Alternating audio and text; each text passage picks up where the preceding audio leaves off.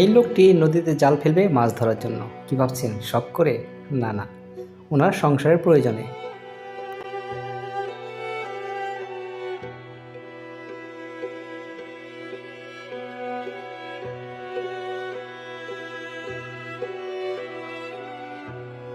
ভাবলাম অনেক মাছ উঠবে, সে অপেক্ষায় বসে আছি। দেখা যাক লোকটা আজ কী পরিমাণ মাছ পায়, কী পরিমাণ মাছ নিয়ে সে বাজারে হাটে বিক্রি করতে পারে।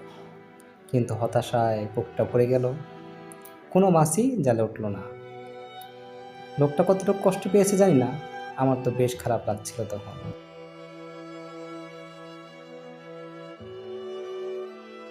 কিন্তু হাল না ছাড়া আত্মবিশ্বাসী এই জেলে ছুটল নতুন কোনো সন্ধানে।